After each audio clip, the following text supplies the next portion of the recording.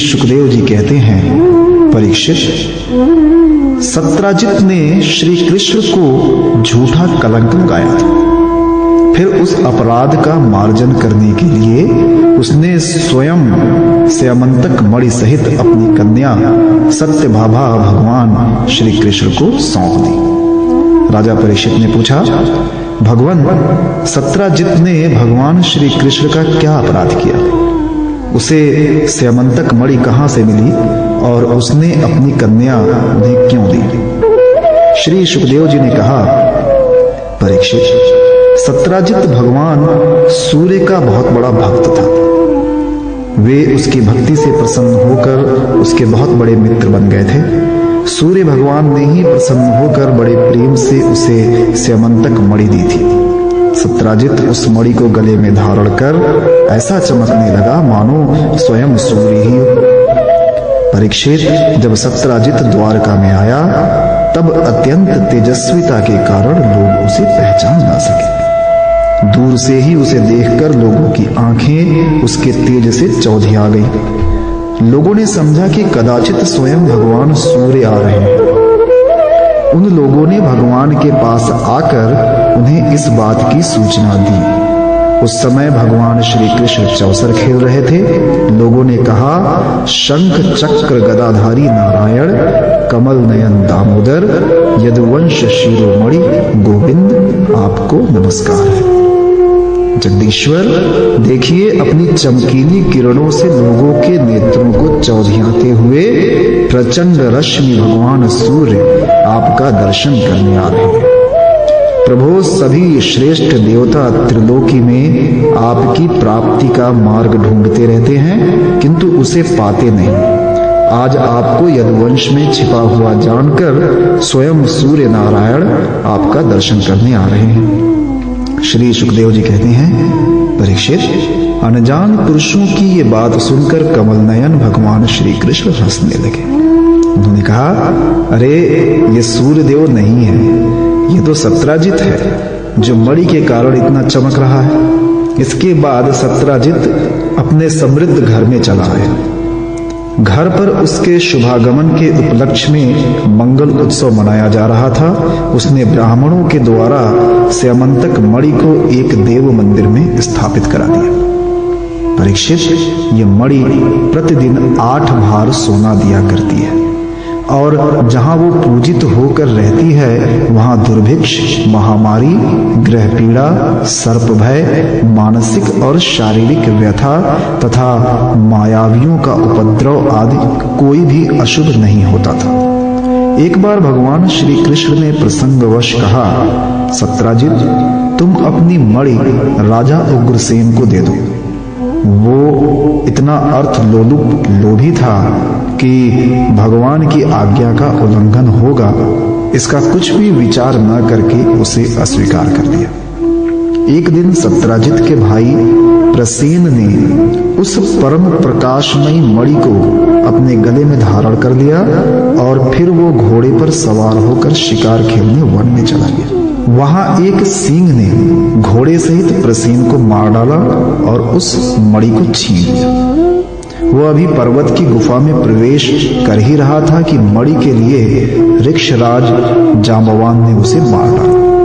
उन्होंने वो मणि अपनी गुफा में ले जाकर बच्चों को खेलने के लिए दे दी। अपने भाई प्रसेन के न लौटने से उसके भाई सत्राजित को बड़ा दुख हुआ। वो कहने लगा, बहुत संभव है श्री कृष्ण ने ही मेरे भाई को मार डाला, क्योंकि वो मणि गले में डालकर वन में गया था। सत्राजित की ये बात सुनकर लोग आपस में कानाफूसी करने लगे। जब भगवान श्री कृष्ण ने सुना कि ये कलंक का टीका मेरे ही सर लगाया गया है, तब वे उसे धो बहाने के उद्देश्य से नगर के कुछ सभ्य पुरुषों को साथ लेकर प्रसेन को ढूंढने के लिए वन में गए। वहां खोजते खोजते लोगों ने देखा कि घोर जंगल में सिंह ने प्रसेन और उसके घोड़े को मार डाला। जब वे लोग सिंह के पैरों का चिन्ह देखते हुए आगे बढ़े, तब उन लोगों ने यह भी देखा कि पर्वत पर एक वृक्ष ने सिंह को मार डाला है। भगवान श्री कृष्ण ने सब लोगों को बाहर ही बिठा दिया और अकेले ही घोर अंधकार से भरी हुई ऋक्षराज की भयंकर गुफा में प्रवेश किया। भगवान ने वहां जाकर देखा कि श्रेष्ठ मणि स्यमंतक को बच्चों का खिलौना बना दिया गया है। वे उसे हर लेने की इच्छा से बच्चों के पास जा खड़े हुए। उस गुफा में एक अपरिचित मनुष्य को देखकर बच्चे की धाय भयभीत की भांति चिल्ला उठी। उसकी चिल्लाहट सुनकर परम बली ऋक्षराज जांबवान क्रोधित होकर वहां दौड़ आए। परीक्षित जांबवान उस समय कुपित हो रहे थे। उन्हें भगवान की महिमा, उनके प्रभाव का पता न चला। उन्होंने उन्हें एक साधारण मनुष्य समझ लिया और वे अपने स्वामी भगवान श्री कृष्ण से युद्ध करने लगे। जिस प्रकार मांस के लिए दो बाज आपस में लड़ते हैं, वैसे ही विजयाभिलाषी भगवान श्री कृष्ण और जांबवान आपस में घमासान युद्ध करने लगे। पहले तो उन्होंने अस्त्रों शस्त्रों का प्रहार किया, फिर शिलाओं का, तत्पश्चात वे वृक्ष उखाड़कर एक दूसरे पर फेंकने लगे। अंत में उनमें बाहुयुद्ध होने लगा। परीक्षित, व्रज प्रहार के समान कठोर घूंसों से आपस में वे 28 दिन तक बिना विश्राम किए रात दिन लड़ते रहे। अंत में भगवान श्री कृष्ण के घूंसों की चोट से जांबवान के शरीर की एक एक गांठ टूट फूट गई। उत्साह जाता रहा, शरीर पसीने से लथपथ हो गया। तब उन्होंने अत्यंत विस्मित चकित होकर भगवान श्री कृष्ण से कहा, प्रभु, मैं जान गया आप ही समस्त प्राणियों के स्वामी, रक्षक, पुराण पुरुष भगवान विष्णु हैं। आप ही सबके प्राण, इंद्रिय बल, मनोबल और शरीर बल हैं। आप विश्व के रचयिता, ब्रह्मा आदि को भी बनाने वाले हैं। बनाए हुए पदार्थों में भी सत्ता रूप में आप ही विराजमान हैं। काल के जितने भी अवयव हैं, उनके नियामक परम काल आप ही हैं और शरीर भेद से भिन्न भिन्न प्रतीयमान अंतरात्माओं के परम आत्मा भी आप ही हैं। प्रभु, मुझे स्मरण है आपने अपने नेत्रों में तनिक सा क्रोध का भाव लेकर तिरछी दृष्टि से समुद्र की ओर देखा था। उस समय समुद्र के अंदर रहने वाले बड़े बड़े नाग, घड़ियाल और मगरमच्छ शुद्ध हो गए थे और समुद्र ने अपना मार्ग दे दिया था। तब आपने उस पर सेतु बांधकर सुंदर यश की स्थापना की तथा लंका का विध्वंस किया। आपके वाणों से कट कट कर राक्षसों के सिर पृथ्वी पर लौट रहे थे। अवश्य ही आप मेरे वे ही राम जी श्री कृष्ण के रूप में आए हैं। परीक्षित, जब ऋक्षराज जामवंत ने भगवान को पहचान लिया, तब कमल नयन श्री कृष्ण ने अपने परम कल्याणकारी शीतल कर कमल को उनके शरीर पर फेर दिया और फिर अहेतुक की कृपा से भरकर प्रेम गंभीर वाणी से अपने भक्त जांबवान जी से कहा, ऋक्षराज, हम मणि के लिए ही तुम्हारी इस गुफा में आए हैं। इस मणि के द्वारा मैं अपने पर लगे झूठ कलंक को मिटाना चाहता हूँ। भगवान के ऐसा कहने पर जांबवान ने बड़े आनंद से उनकी पूजा करने के लिए अपनी कन्या कुमारी जामवती को मणि के साथ उनके चरणों में समर्पित कर दिया। भगवान श्री कृष्ण जिन लोगों को गुफा के बाहर छोड़ गए थे, उन्होंने 12 दिन तक उनकी प्रतीक्षा की। परंतु जब उन्होंने देखा कि अब तक वे गुफा में से नहीं निकले, तब वे अत्यंत दुखी होकर द्वारका को लौटे। वहां जब माता देवकी, रुक्मिणी, वसुदेव जी तथा अन्य संबंधियों और कुटुंबियों को यह मालूम हुआ कि श्री कृष्ण गुफा में से नहीं निकले, तब उन्हें बड़ा शोक हुआ। सभी द्वारकावासी अत्यंत दुखित होकर सत्राजित को भला बुरा कहने लगे और भगवान श्री कृष्ण की प्राप्ति के लिए महामाया दुर्गा देवी की शरण में गए, उनकी उपासना करने लगे। उनकी उपासना से दुर्गा देवी प्रसन्न हुई और उन्होंने आशीर्वाद दिया।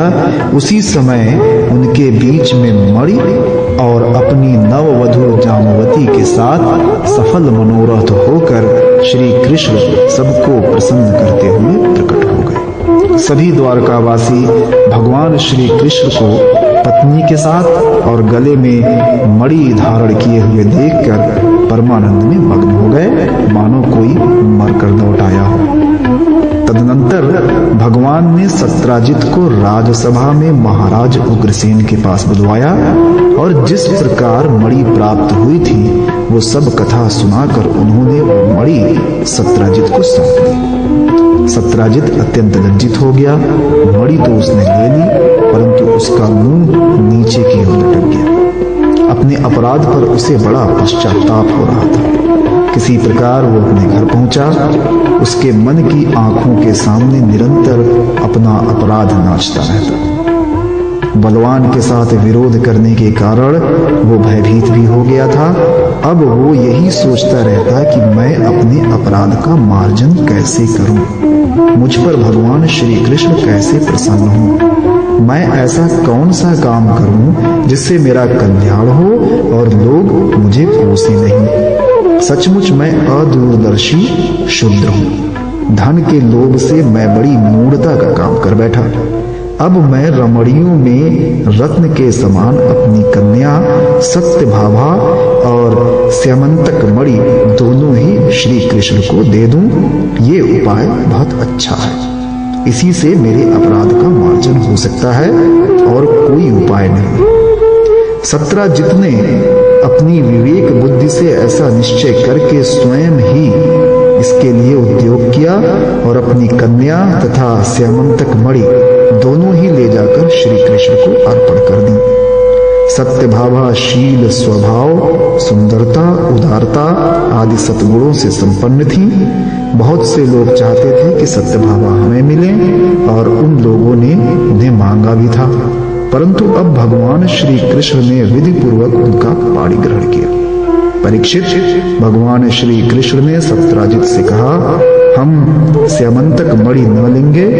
आप सूर्य भगवान के भक्त हैं, इसलिए वो आपके पास ही रहे। हम तो केवल उसके फल के अर्थात उससे निकले हुए सोने के अधिकारी हैं, वही आप हमें दे दिया करें।